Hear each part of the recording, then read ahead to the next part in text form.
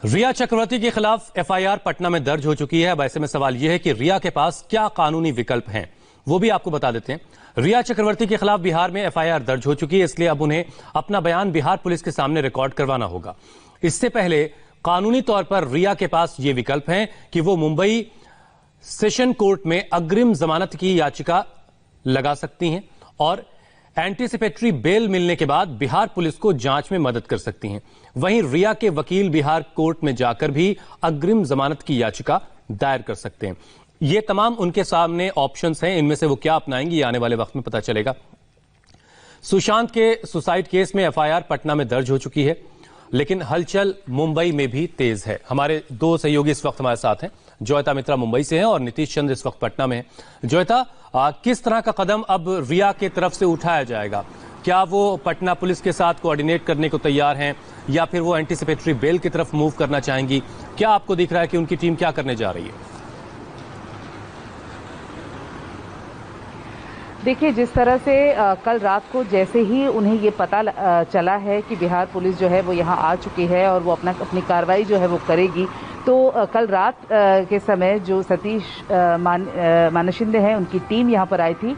3 घंटे तक जो है वो परिवार के साथ इस बात की ही चर्चा हुई है।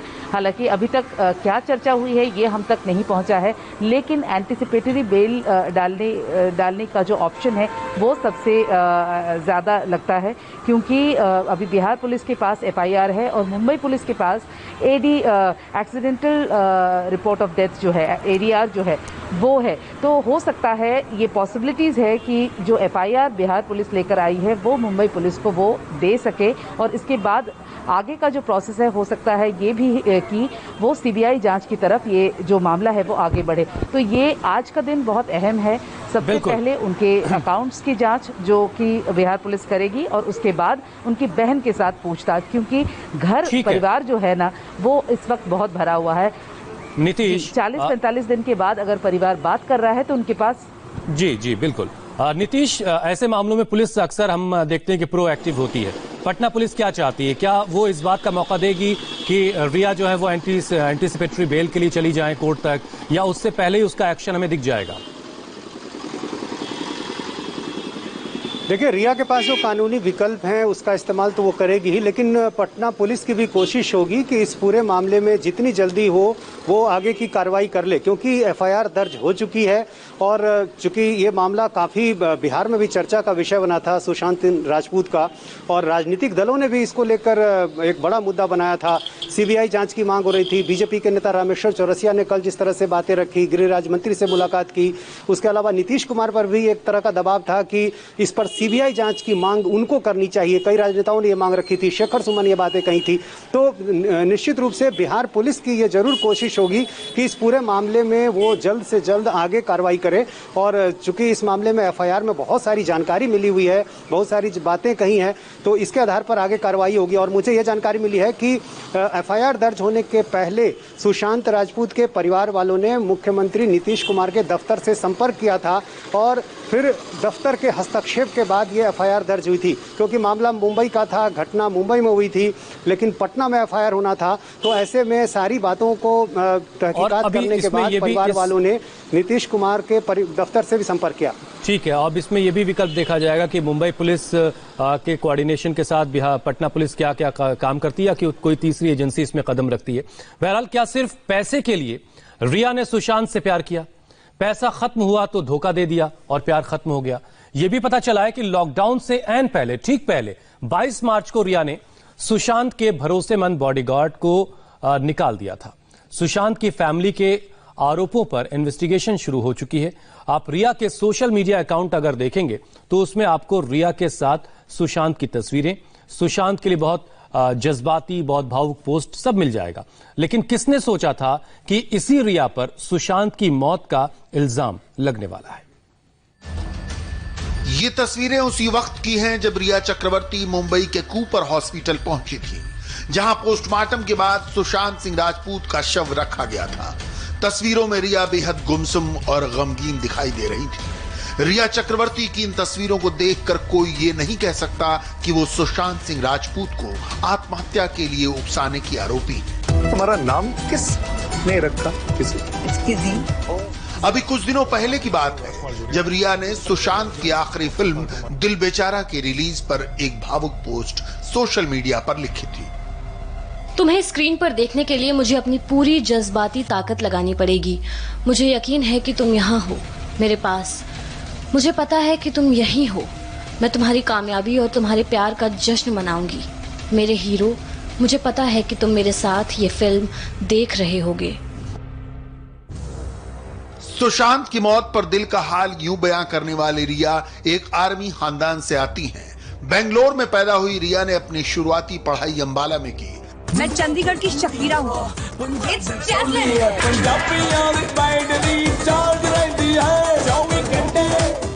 एंटरटेनमेंट की दुनिया में रिया का सफर MTV पर टीवीएस टीन डिवा शो से शुरू हुआ, जहां वो रनर अप थी।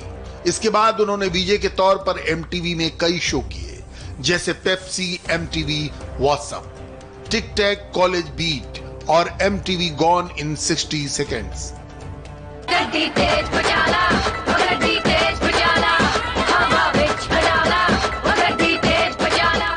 रिया चक्रवर्ती का फिल्मी सफर तेलुगु मूवी तुनिगा तुनिगा से शुरू हुआ था। वो अब तक 6 फिल्मों में काम कर चुकी हैं। हिंदी फिल्मों में उनका करियर फिल्म मेरे डैड की मारुति से शुरू हुआ था। इसके बाद उन्होंने फिल्म सोनाली केबल में काम किया। रिया चक्रवर्ती को बड़ा फिल्मी ब्रेक तब मिला जब उन्हें यशराज फिल्म्स की बैंक चोर में रितेश देशमुख और विवेक ओबराय के साथ काम करने का मौका मिला।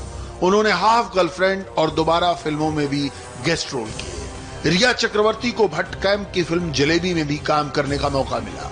इस साल रिया चक्रवर्ती की फिल्म चेहरे आने वाली है, जिसमें उन्हें अमिताभ बच्चन और इमरान हाशमी के साथ काम करने का मौका मिला है।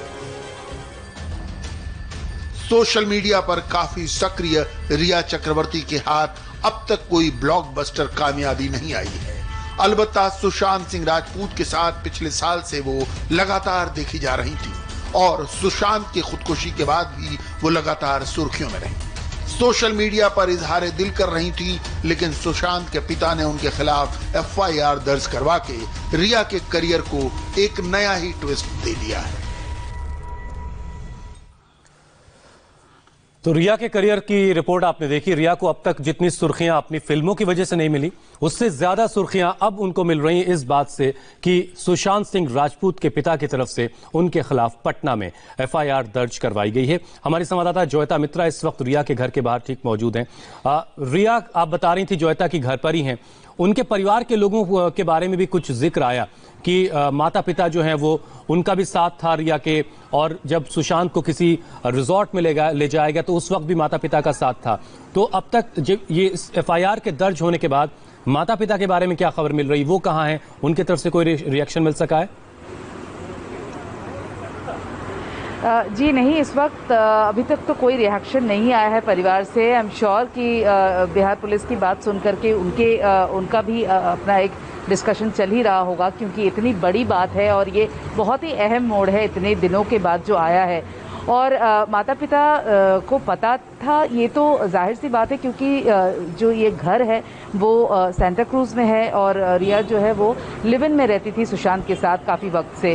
तो जो उनके रिश्ते हैं या रिश्तों का जो टर्मोइल है, ये सब माता पिता को तो ज़रूर पता होगा। और साथ ही साथ बता दें कि रिया का जो भाई है सौभिक, उसके साथ भी सुशांत, रिया और सौभिक ने मिलकर के कंपनियां खोली थी। तो जाहिर सी बात है कि सुशांत को पूरी तरह से अपने परिवार की तरफ ही उन्होंने ले लिया था। और दूसरी तरफ जहां रिया का परिवार भी ये दावा कर रहा है कि उन्होंने इस परिवार ने बिल्कुल ही रिया को सुशांत को उनसे अलग कर दिया था।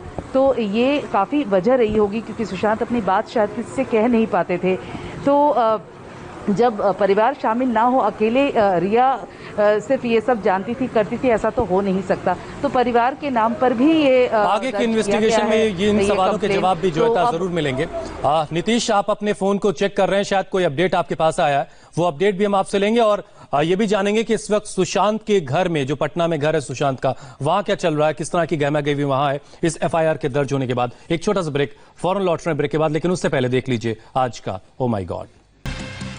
तो सुशांत सिंह राजपूत के सुसाइड केस में अब नया ट्विस्ट आ चुका है, जब पटना में एक एफआईआर रिया चक्रवर्ती के खिलाफ जब से दर्ज हुई है। पटना से हमारे संवाददाता नीतीश चंद्र इस वक्त हमारे साथ हैं। नीतीश, आप फोन चेक कर रहे थे, ब्रेक पर जाने से पहले कोई अपडेट आपके पास आया हो तो दीजिए, क्योंकि 10 बजने वाला है। पुलिस की तरफ से क्या एक्शन की शुरुआत होने जा रही दिन शुरू होने के साथ ही, और वहां पटना में जो घर है सुशांत का, वहां कोई है?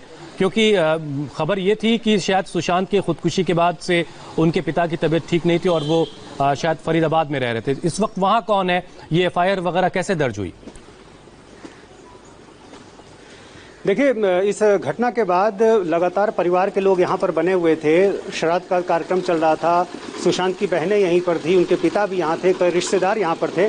लेकिन श्राद्ध कार्यक्रम के बाद ये परिवार जो है यहाँ से चला गया। सुशांत के पिता जो हैं अभी फरीदाबाद में हैं, चूँकि जो सुशांत की एक बहन है वो फरीदाबाद में रहती हैं और वहाँ पर अभी सुशांत के पिता रह रहे हैं, और वहीं से उन्होंने एफआईआर का जो कंटेंट है वो उन्होंने भेजा और पटना में एक आदमी के माध्यम से उन्होंने एफआईआर दर्ज कराई है। तो फिलहाल अभी परिवार का कोई सदस्य यहाँ नहीं है। एक चचेरे भाई हैं नीरज बबलू, जो बीजेपी के विधायक हैं, वो चुनाव लड़ रहे हैं सुपौल के छातापुर विधानसभा क्षेत्र से, और चूंकि चुनाव की चर्चा है तो तैयारियों में व्यस्त हैं। उन्होंने अपनी तरफ से भी बातें रखी हैं, लेकिन परिवार की तरफ से यानी सुशांत के घर वाले जो कहें उनकी तरफ से कोई बयान नहीं आया है।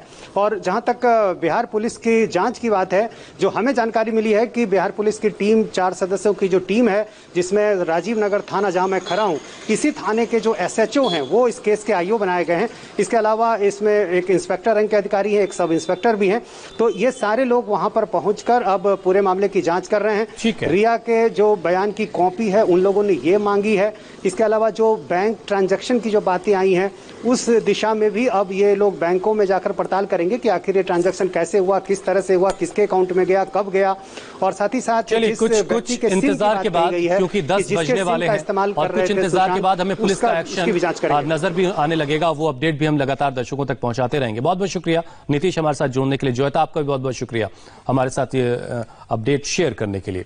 सुशांत सिंह राजपूत के केस पर लेटेस्ट अपडेट हम आपको लगातार देते रहेंगे, लेकिन अंबाला में कैसी है राफेल के लैंडिंग की तैयारियां वो भी आपको दिखाएंगे। एक ब्रेक ले रहे हैं, फौरन लौटेंगे।